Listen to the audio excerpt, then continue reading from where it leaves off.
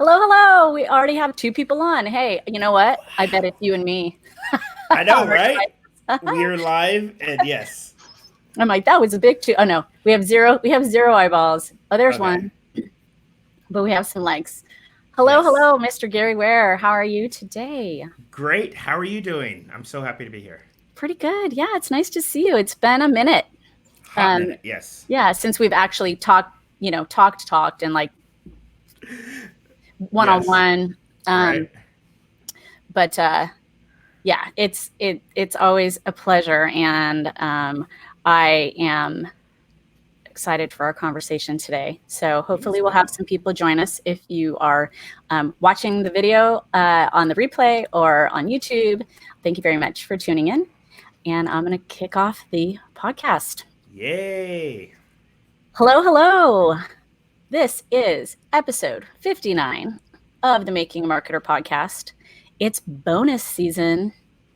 So normally we take July off, but I wanted to use this time to amplify some special people and to have some conversations, which will be a little hard. I have another podcast that I recorded a show like this already, and me trying to find my words about the whole Black Lives Matter situation is a little awkward.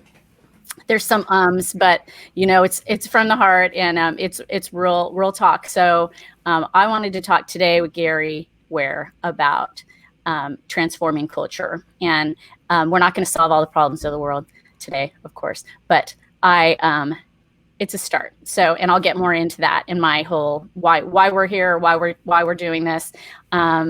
But first, his bio. Gary Ware is a creative catalyst and workshop facilitator for Breakthrough Play, his company. He's also a digital media specialist. So Gary Ware, the founder of Breakthrough Play, is a sought-after corporate facilitator and keynote speaker with nearly a decade of experience as a performer in improv theater. He assists teams with unlocking creativity, confidence, and sparks collaboration with experiential methods proven to drive peak performance. Gary spent over a decade in the corporate world and originally pursued improv to master public speaking. He quickly discovered that combining improv and play could be a powerful solution to achieve various business challenges. Of course, if you're interested in an experiential team building workshop for your team, reach out to him. He'll share his info. It can be done online, y'all. So we're in that space, and it's all good. So, and while he doesn't work in marketing as a primary function of his job, he is a pro, and I have worked with him, and it's always been a delight. So I thought was the perfect person to have on this special episode to amplify a voice that I think everyone should hear.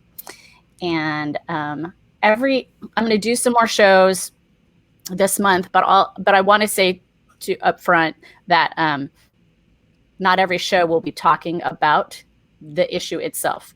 But moving forward, what I've realized is that I haven't had a very diverse pool of people that I've had on this podcast. And it wasn't at the exclusion of, Black people, of any people of color. It was just based on whatever, on the topic, on the who I knew, on. So what I've realized is I need to do better. So I will be seeking out people of color and trying to amplify Black voices because I should. And I can only do so much. And this is a platform I have. This is a space that I have, that I'm in, that, like I've been, just sort of realizing how ignorant, really, I have been in terms of just not understanding what Black people go through, what they have gone through their whole lives, what they go through every day, and all of the systemic issues at hand. And so we're in this seismic shift, I think, right now of a culture change, which is obviously long overdue. But yeah, so I just wanted to share that I realize that I can do better, and that's my intention moving forward. And while I know I am not racist, I am finding that I need to be anti-racist, actively having conversations with people and and talking to those things that they may be saying that I'm not comfortable with, whereas before I would have maybe held back.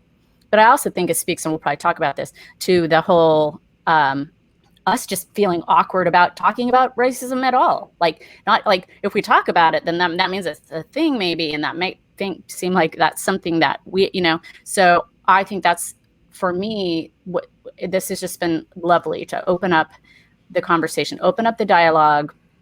I might make mistakes, but I'm willing to try. And if I make a mistake, I make a mistake, and we move forward. And yeah, so Gary, tell me, Yes.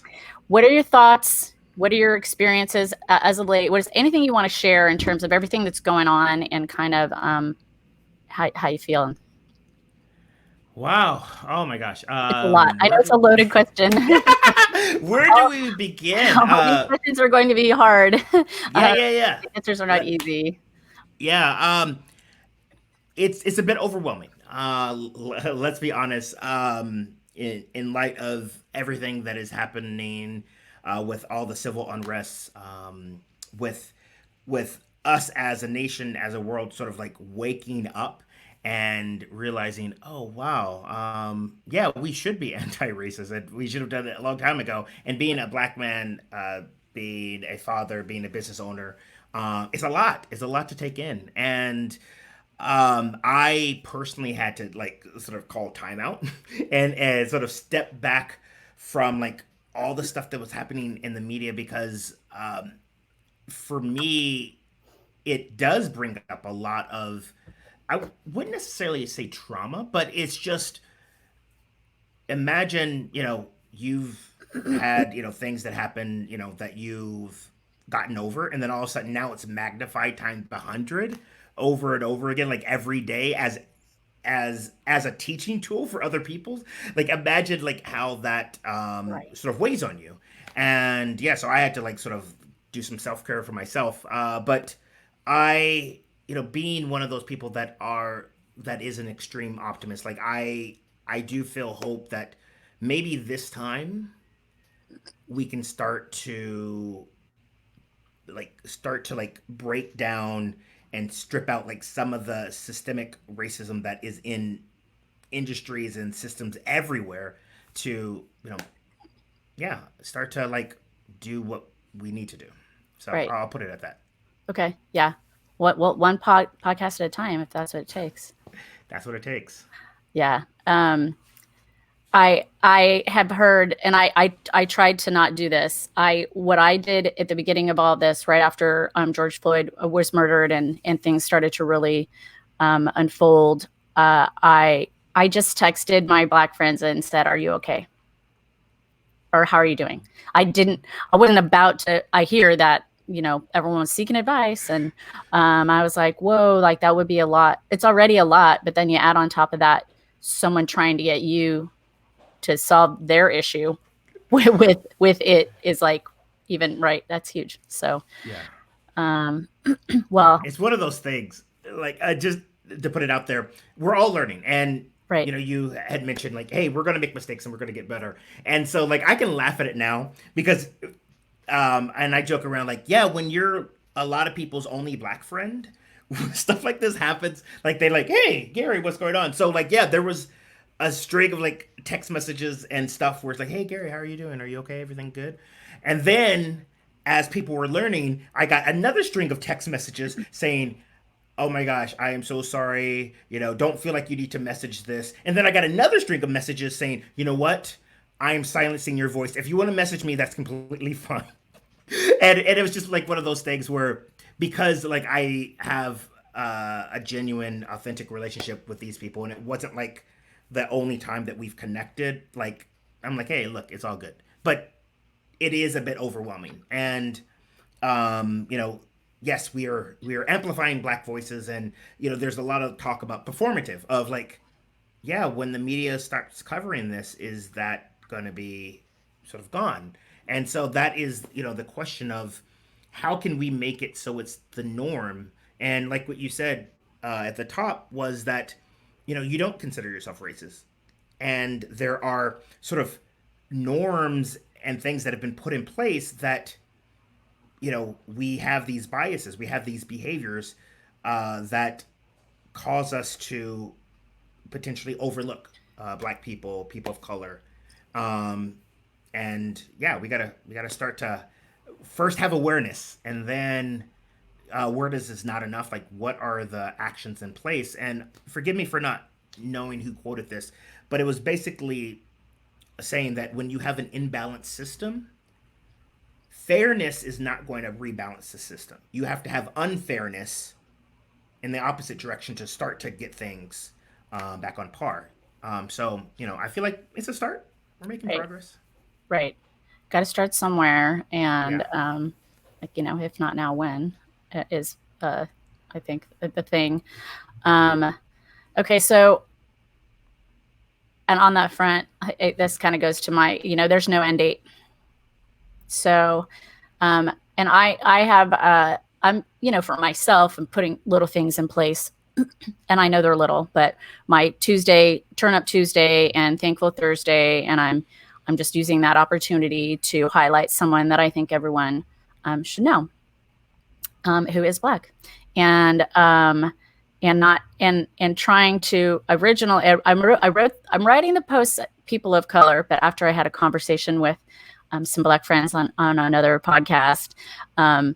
It was pointed out to me that that waters it down. What's going on right now is watered down by using the term people of color. While people of all color, everyone is experiencing some level of racism. Everyone who's not white, let's just say that. This moment right now, this movement is about Black people, and so that's like my I'm learning, and I'm learning to capitalize the word Black. I'm learning all of these things. So, in terms of there being no end date, what are your thoughts on that, and how and what would you like to see other than people not being murdered Yes. at the hands of anyone, let alone police? Have you had any thoughts about like kind of Yeah. what you want? Being a father to a 3 year old who happens to be mixed race, I want to see first and foremost like more sort of diverse representation across the board. How can we start to make that happen? In the media, on TV, because I want my son to, say, oh, that person looks like me. Oh, that person looks like my dad. That person looks like my grandpa, my aunties, and start to have an understanding like, oh, that's a good thing. So that's the first thing. We're starting to make strides in that, but the other thing is how can we make it so, and it's going to have, we have to have this sort of conscious sort of effort to, what are those like sort of triggers? What are those? What's that stigma? That you know, lack of a better word, like sort of white people have like when black people are in a situation that they feel scared or feel uncomfortable, so that we can have an equal playing field. Like, for example, I read a stat that said you can have a black man and a white man, they can be about the same stature, but unconsciously, when put in front of white people, the black man is going to look bigger, appear bigger. Oh, interesting. And so there's a lot of, again, this is, we're trying to do hundreds of years, undo hundreds of years. Like, it's going to take some time, but all of that stuff has just been unconsciously passed down generation after generation after generation. You're right. It's not going to happen overnight. And it is an ongoing effort. So, what are the actions that we need to do? And I know a lot of my, white friends are starting by saying, yeah, I'm starting to have like a conscious look through my film selection, through my the things that I purchase. You know, am I? Do I purchase from black-owned businesses? Do I even consider that? Is that even in my repertoire? All right. If not, let's do it. And you're right. It shouldn't you shouldn't go to your black friends when you could go to Google. Google has anything and everything. Right. Again, as a marketer, like I know this. Um, so yeah, so like let's start to make choices where we and like you said, I love that you mentioned this. Yes, right now we are highlighting and we're focusing on the black community. Um, there are lots of underrepresented cultures and communities out there that we need to talk about, and we will continue to address those. Right now, we happen to be focusing on the black community, um, and but while you're at it, yeah, start to look around and like do you have a diverse sort of friend set, and if not, what can you do about it? How can you maybe start to open up your circle so that you invite that into your like circle of consciousness. Quick story: a friend of mine was thinking about like what neighborhood did they want to live in, and they in their mind they had this perfect sort of dream like sort of neighborhood, and in light of everything that's going on, they're rethinking all of those things, and they looked at it and they said, you know what, that neighborhood is like 95% white, and I want to, have my child experience because again, you can tell your kids anything, but your kids do what you do, not what you say. So Mm-hmm. if you're not sort of interacting with black people, people of color, how can you expect your kids to know how to behave in those situations? And so when they looked at their current environment, though it wasn't perfect, their current neighborhood, it had a rich diversity of people, and they've lived there for like the last like 10 years and they feel completely safe, and and so it made them rethink, oh, maybe these choices again were not like wasn't their choice, it was the choice that was sort of put in front of them by like what is accepted. So that's what I hope to see, is we're starting to make some choices, some conscious choices that are getting more people at the table. Yeah. Well, and I went to elementary school. I went to a private Catholic school for 7 years, and it was like the United Nations. I mean, there was really and my best friend was black, and I didn't even think, that's the thing about kids, right? Like they don't know. They just have friends. They just, so I had two black kids in my class. And then there were, Hindu and, like the whole ran the gamut, which is super random, right? And Palestinian in a Catholic school, but whatever. They're there for the education, I guess. Um, but, um, but, but yeah, it wasn't until I got into college and was taking a Chicano history class where I started to learn like, oh, how is I sheltered from all of this? Because I didn't have any.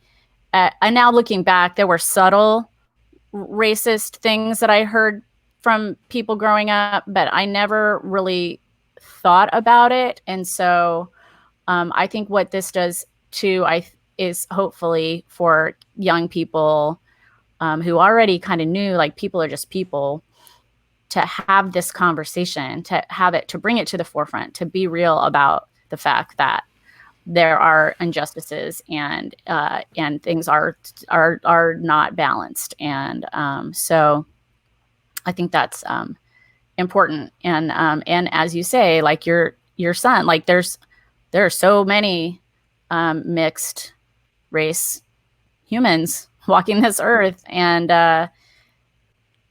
they probably experience a different kind of racism, and that's a whole other conversation, right? Like Yeah. I have a friend who she just kind of admitted that she's been passing, she's half black, and she doesn't look it at all, and so she's now struggling with or coming to terms with and being really open about the fact that that she's half black, and to be proud of that, and to be, so there's so many levels of all that going on. My friend Elizabeth, I was just going to show this real quick. She said she started to see BIPOC last year, and I didn't understand it. Same. I was like, what? I had to Google it. Guess what? I Googled it. I didn't ask a black person. But that's an interesting one. Like, right. So distinguishing Black, distinguishing Indigenous, and then People of everybody color. else Yeah. who's not white, I guess. Yeah. Is that Yeah. kind of how that plays? Yeah. People of color. Yeah. It's but yeah, to call out each of them, and it's one of these things is, you do what you can until you learn more, and then when you learn more, you do better, Right. and that's like how all of these things are. Like we're learning more, people are feeling comfortable, sort of calling things out, and that's what it's all about. Like instead of this level of guilt, like oh my gosh, I should be doing better. Well, you know now here's the chance. Right. Now that we know more, what are the steps, what are we going to do better? And like I said, I feel like we are, compared to other times when we've seen a lot of injustices, especially around the Black community in the media. Like I feel like there's been a lot in the last few weeks that's showing that, like, wow, we're making some strides. And like you said at the beginning, this is like an ongoing thing. we Right. cannot stop, like, once this, because it's not a fad. This is like something that, now that we have this awareness of like what's going on, and people are becoming educated about the history, especially here in America, of what's going on. How can we start to make things right? And it's so like I'm just so proud of like all the things that you hear, like on social media and the news, like, and this Just some again. examples. Like what are you seeing? What Yeah. So, and this is just talk about like all sort of racial injustices, people just not standing for it. Like one of the most recent ones that I remember seeing, it was a Chinese family. They were celebrating their birthday in the Bay Area, and this gentleman was just saying these racial slurs and stuff like that, and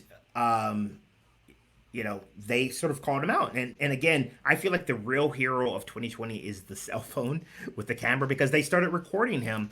yeah. And the other cool thing is to see the person who worked at this establishment come in and defend them, kick him out. Like that was just like amazing. Yes. And on top of that, another good thing for social media, people found out who this person was and like called him out. Like, this is who he is. He's the CEO of this company.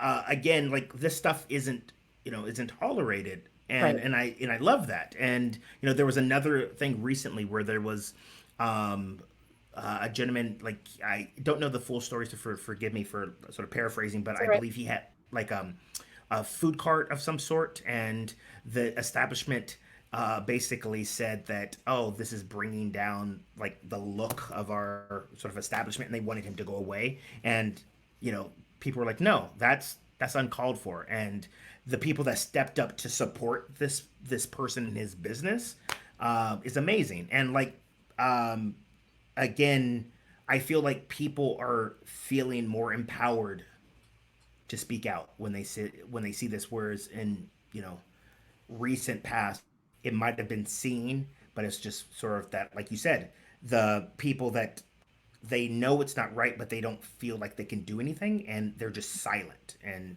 complicit. Right. Yeah. Silence is complicitness. That's a tough one to swallow as a as someone who I don't feel like I've ever like been in a situation where there was just like out like anything like that I just stayed quiet about, because I definitely would have been out of my chair like trying to box the guy myself if I saw that. But yeah, and I saw a couple of white actresses who have relinquished their roles as Black characters in the animated movies, which is Mm-hmm. um, amazing. I mean, yeah, duh. Yeah. That whole Again, Hollywood's its whole other that's a whole other yeah. animal. But But yeah, all these things, and you're right. It's, what they say, how to eat an elephant, one bite at a time. right, So it's, it's starting to have this awareness, starting to like have language too. Like what I love seeing on social media, and like, yes, keep it coming, keep it going. And this goes into like some of the stuff that I do now as far as facilitation, is that I feel like a lot of people are silent because they don't know what to say. They don't want to mess it up. And because they've never had to deal with an uncomfortable situation. Maybe there's a family member that said something racist, or made a joke or comment, and up until now it's been tolerated, and then you have this new understanding, and then you feel uncomfortable.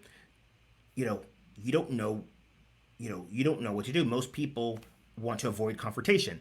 And so to have all of these resources where people give you languages, ways to address people in different sort of, flavors, is like, all right, you could be straight up, hey, that's racist, or hey, what did you mean by that? Things like that, to start a dialogue, because this is a thing that has been tolerated for such a long time that, some people, um, you know, again, I do not, support such, behavior.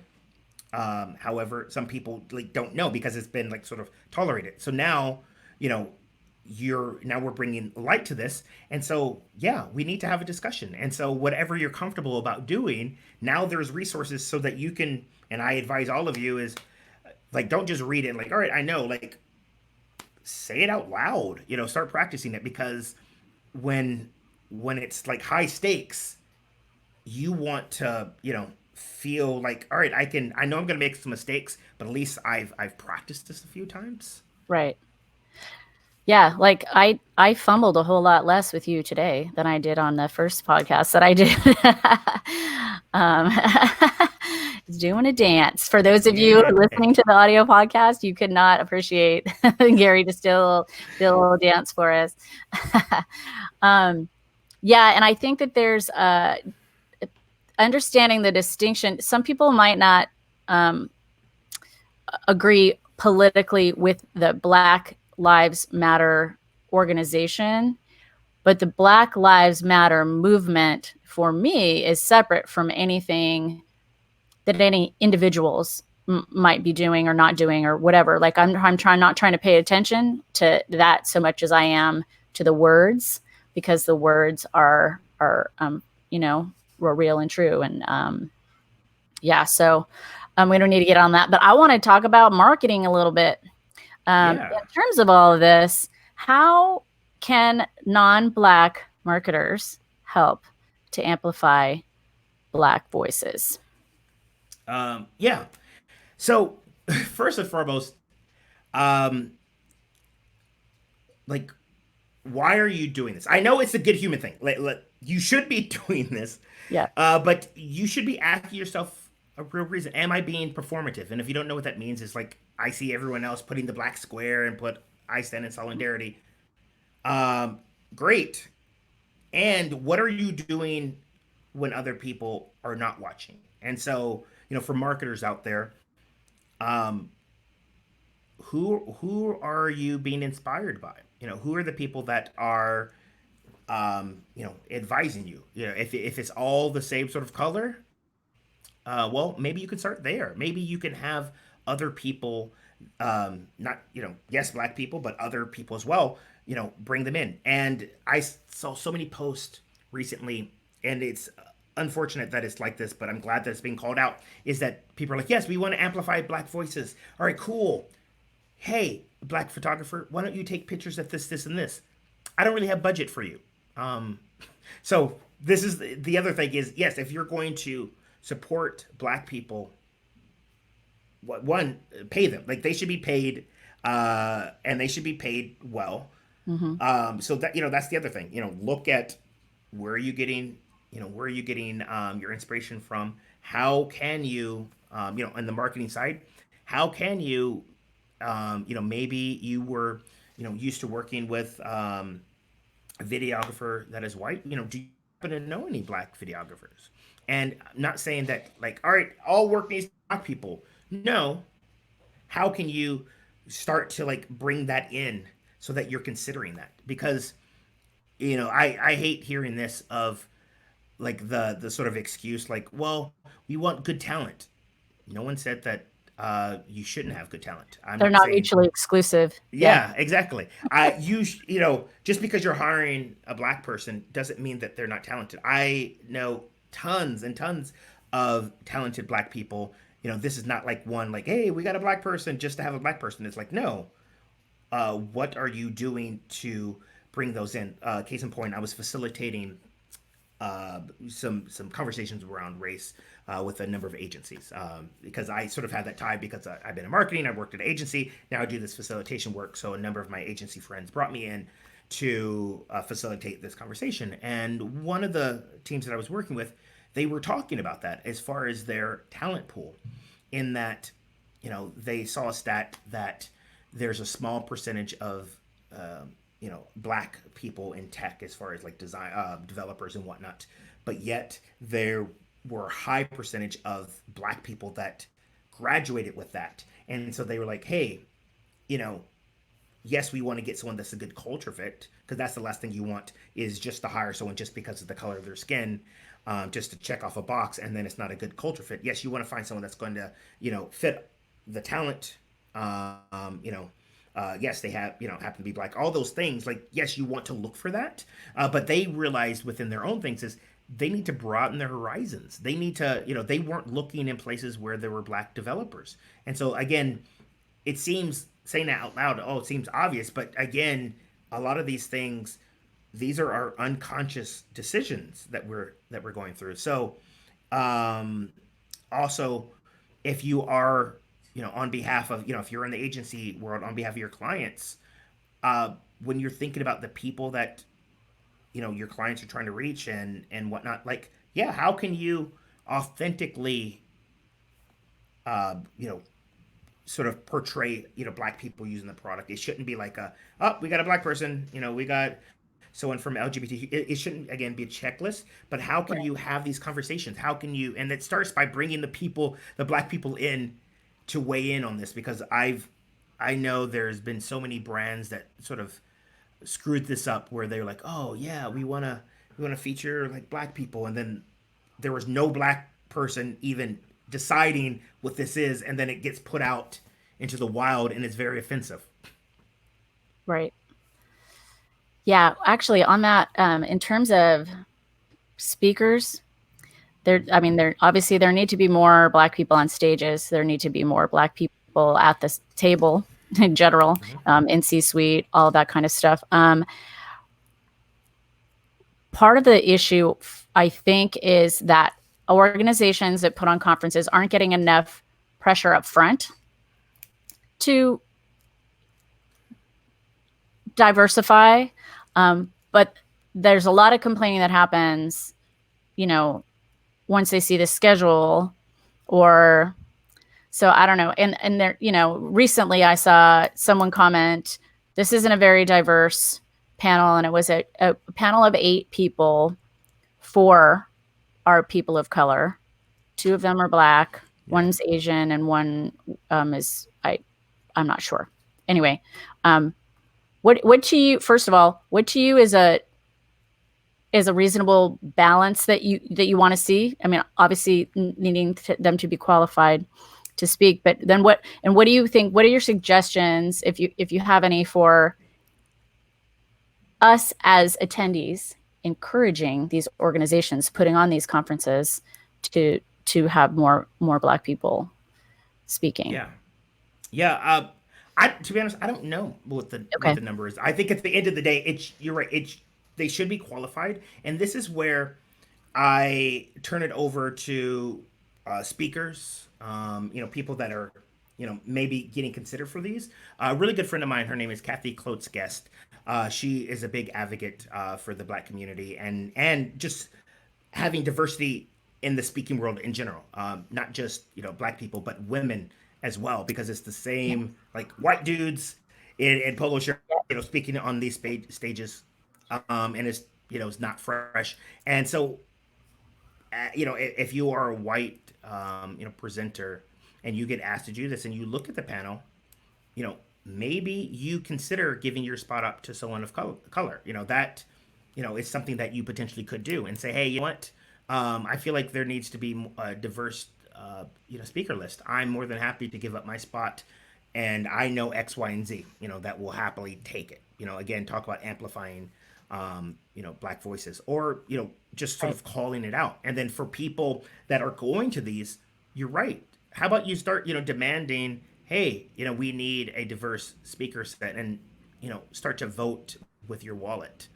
Yeah. And yeah, that's a really good point by Elizabeth down there. Yeah. So well, first she said, isn't culture add better than a culture fit? That's a And really yeah, good point. Yeah. yeah. And then the thing with conferences is our expectation is that speakers represent who's in the room, but they should be representing who's not in the room. And I've said this before, like about, because there has been, as of late, trying to be an emphasis on getting, like you say, getting more women on stages and at the table, because obviously there's an issue with that as well. But I was sitting in this room at this meeting, conference. It was a meeting for meeting professionals. Um, Very meta. Yeah. And I looked around and I was like, "There's one man in the room. Like the men are the ones who should be in here hearing about all of the things that are going on. Like we're sitting in there preaching to the choir." Um, so yeah, exactly right, Elizabeth. Thank you. Yes. Um, she is, she's She's awesome. a rock star. Yeah. She used to be a co-host, and she's got this new company called Event Integrity, and so this is going to definitely be something I think that it gets into consideration with as she moves forward with this new company. So I all right, ideas. The next thing I had to talk about, which maybe kind of we've already covered, but conversation about how can brands, companies continue to keep the conversation going. I think we've already kind of tapped into that a little bit. I think probably one of the biggest things is us as allies speaking up and asking other people, can you introduce me? So Kendra Losi is going to be on this next week.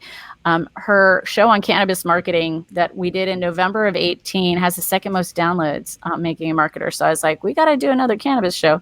But also I said, do you have any Black friends in the cannabis industry? And she said, yeah, absolutely. So she's introducing me to someone. So that's kind of the thing, right? Like you were saying, like with photographers and whoever, like just ask people who they know, who they would recommend.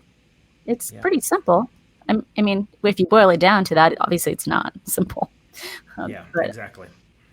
Yeah. um, There's a lot of like stigma and stuff that we have to like sort of overcome. You know, a lot of guilt and yes. Take all that aside. It is simple. Know better, do better. right, exactly. Wait, Elizabeth said the last time I saw Gary, we were speaking together. You know each other? Yeah, yeah, yeah. We it was a long time ago. I believe it was at a I forgot what event it was, but it was at a Marriott or a Hilton or something like that. Was Yeah, it when yeah, she lived here? yeah, yeah, yeah. Oh, okay, awesome.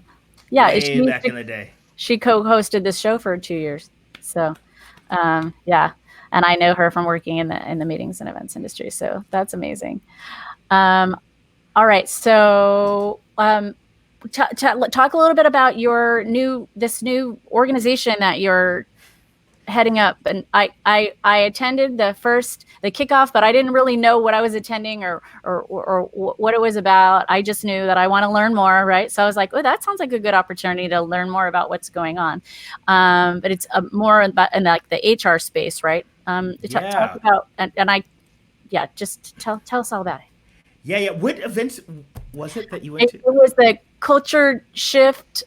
Um, yeah, Yeah, that's yeah, the thing. I was trying to remember the name of it, and yeah, that doesn't surprise me because you're doing a lot that you wouldn't remember exactly. But it was like Thursday, yep, four yep. thirty to Yeah, six yeah, yeah, thirty yeah, Thursdays yeah. ago. Yeah, yeah, that was yeah. Oh my gosh, such a long time ago. So, yeah, yeah, with culture first. So that is something with the company Culture Amp, and so it's interesting, where, um, so as you mentioned, Megan, I came from a marketing background, Right. and I had always had a love for team culture, building, high performing teams, creating a space where you bring a lot of joy and bring your authentic self to work. That was always like my end thing, and it all happened from like way early in my career where I had a crappy boss. And I worked my butt off, and that boss sucks so bad. This boss took credit for everything for the team, and it just made me not even want to work there. And then when I became a boss, I always vowed, you know what, I will become the best boss possible. Like, you know, I'm not going to necessarily be like sort of like a pushover. I want to be someone that is going to like be a true leader. And when that time came, I knew nothing about leadership. I mean, like, I was good at what I did, and naturally, like, I feel like especially in marketing and agency world, oh, you're really good at that, all right, here's some people, lead them. And I was in over my head with that, and I started learning everything. And that's how I got into improvisation as a way to become a better public speaker. And so all of this was always in service of the teams that I managed.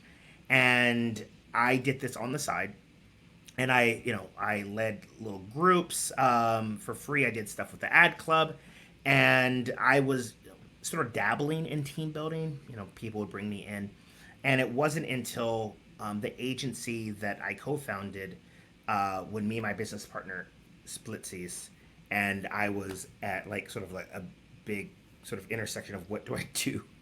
What Right. do I do? I decided to double down on this and focus on team training. So that naturally led me into the HR space, into the training and development space, and that's where I learned about Culture Amp, which is a pretty rad software for measuring team engagement. And they have like a really cool community called Culture First, where it's all about people that care about culture and wanting to be culture advocates.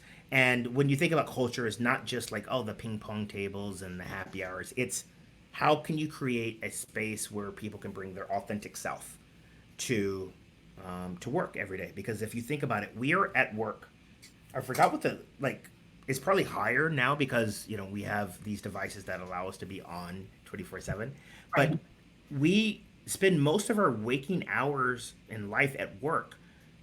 We should enjoy it, Right. um, because it's not like how it was before, where at least you got a pension, so you just had to last 20 years and then you could just be out. That's not the case anymore.